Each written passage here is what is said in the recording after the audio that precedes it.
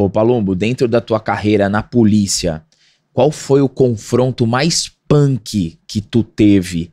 De troca, de tiro, de ocorrência? Tu falou, cara, essa aqui foi emblemática na minha vida. Olha, eu fui pegar um carro blindado, Corolla, tem até hoje, pra dar pra minha esposa e meus filhos andarem, porque eu tava sendo ameaçado por um bandido do PCC, ele mandou um áudio num grupo de WhatsApp, falou que ia estourar minha cabeça. Depois nós buscamos ele. Eu conto essa história depois, se vocês quiserem ouvir. E tava tendo uma saidinha de banco nesse dia. E o cara me reconheceu. Ele me reconheceu, apontou a pistola, mas despejou em mim, finado Fogaça, e no Ricardo Moreno. A loja de blindados ficou estourada, tiro pra tudo quanto é lado. E nós, a princípio, não revidamos. Foi na Avenida Indianópolis. E os carros batendo um atrás. Eu nunca me esqueço dos carros, um batendo atrás do outro pra fugir.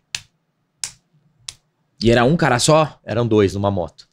E aí veio um cara atravessando a rua dando tiro. E gritando assim, ó. Papa Mike, Papa Mike.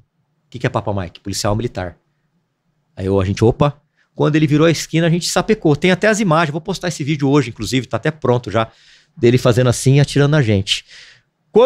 Você tem que se abrigar. Quando foi isso, Palumbo? Ixi, foi 2017? Acho que foi isso. Foi isso. Pelas imagens da câmera, foi 2017. Quando você tá sendo... quando você é alvo, você tem que se abrigar. Então aqui, por exemplo, onde você poderia se abrigar? Virar essa mesa e usar essa mesa de abrigo. É um exemplo. Então eu me abriguei atrás de um carro blindado. E um tiro pegou exatamente onde eu tava. Se não fosse blindado aquele carro, provavelmente eu estaria morto agora, né? E aí eu até agradeci a Eles estavam de pistola? Pistola. Eu até agradeci Nossa Senhora, que eu acho que foi ela que me deu esse livramento, por intercedeu.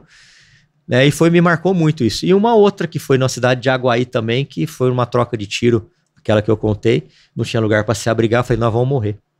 Nós vamos morrer. Não tem lugar para se abrigar aqui, velho. Tá meio escuro, meio claro, tá amanhecendo ainda. Mas graças a Deus, cara, foi uma troca de tiro intensa. Tava até o atual delegado-geral, o Dr. Arthur Dian, que ele é valente, que o delegado-geral é valente. E outros colegas nossos lá, e foi uma ocorrência que marcou bastante.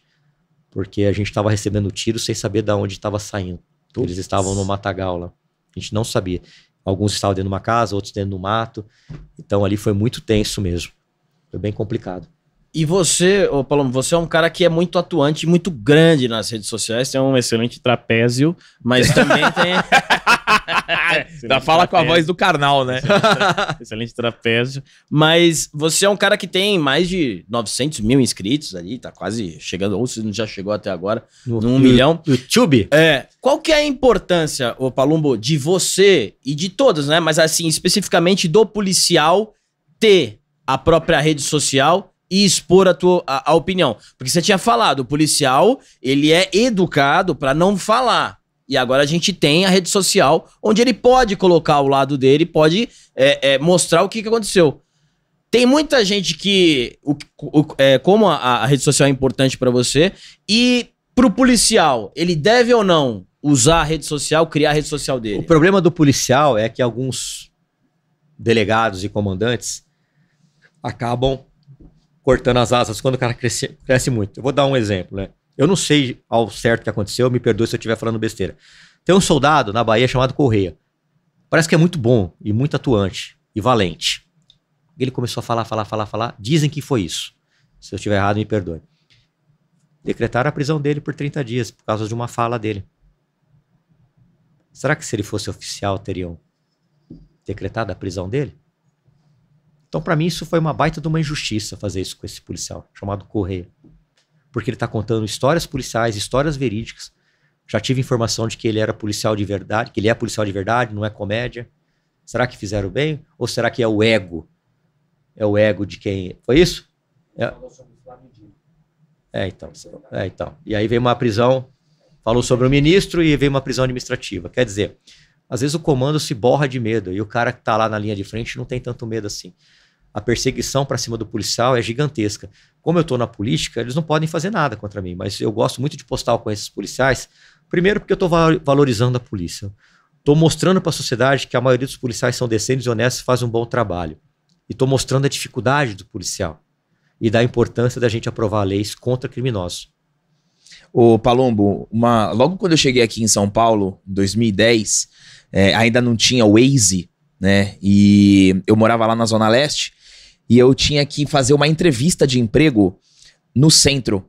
Mas eu não sabia andar aqui em São Paulo, vim de Santos e peguei o carro, vim pra cá, fui andando olhando o mapa, perguntando pras pessoas e acabei passando não, mas estacionei o carro perto de um lugar e andando passei pela Cracolândia. Eu não fazia ideia do que era a Cracolândia. Eu tinha, acho que 4 meses morando em São Paulo. Passei... pelo inferno. Parecia um futuro distópico de zumbi com um cheiro... A volta dos mortos-vivos. Cara, um cheiro horroroso, horroroso. Um cheiro que até tem peso e o cheiro tem até cor. Você vê até a cor do cheiro. É verdade. É exatamente isso a Cracolândia. Cara, é um negócio muito difícil de você, assim, quem mora aqui em São Paulo, né? Claro, eu não desejo isso pra ninguém, mas a Cracolândia é um mundo à parte. E toda vez quando tem, recentemente agora teve as eleições, e sempre vem o assunto de Cracolândia, mas nunca resolvem nada, né? A Cracolândia é sempre pauta, mas nunca é resolvida. Qual que é a sua impressão sobre a Cracolândia? Você tem aí algum trabalho em relação à Cracolândia? Bom, você descreveu muito bem a Cracolândia. É exatamente isso. É um cheiro diferente, um fedor, né? Cheiro, pior que cheiro de churume. Nossa, é horrível. Mas as pessoas não têm noção do que é aquilo lá. Eu tenho um assessor chamado Fábio Góes. Ele é ex-policial civil e ex-policial federal. Ele torrou no vício mais de 2 milhões de reais que ele ficou de herança. Ele morou na Cracolândia e ele ficou mais de 2 décadas no vício. E eu fiz um vídeo com ele, até tá no meu canal do YouTube, dentro da Cracolândia. E ele me falou, essas pessoas que estão aqui não têm a mínima condição de convivência. E a internação compulsória seria um das alternativas para a gente tentar diminuir isso. Por que isso? Quando eu trabalhava lá no Garra, a gente com 4 homens com um fuzil para fora, com o bicudo para fora, a gente passava no meio da Cracolândia ali, para chegar até a base que fica no prédio Alfredo Issa.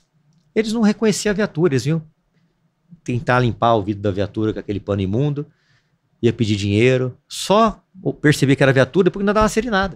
Aí eles saíam correndo. Tão doido que tava. E para a família, segundo o Fábio Góes, ele escreveu um livro, ele saiu das drogas e hoje ele é palestrante para não deixar as pessoas entrarem na droga. Porque usuário de droga só vai ouvir outro ex-usuário de droga. Se você nunca usou droga na vida, nunca foi dependente químico, você não adianta dar palestra para eles, porque eles não querem nem te ouvir. Agora, se o cara ficou lá 20 anos, morou dentro da Cracolândia, quase morreu, ele vai te ouvir. Ele fala, tem que internar compulsoriamente, é até um alívio para a família. Porque a família não aguenta ver o filho nessa situação. Quando vai para casa é para roubar e furtar objetos, para furtar objetos. E ele falou que dependendo da droga, tipo crack, que ele foi usuário muitos anos de crack também, ele mataria o pai e a mãe dele para ter a droga. Não tinha consciência nenhuma. Então seria a internação compulsória.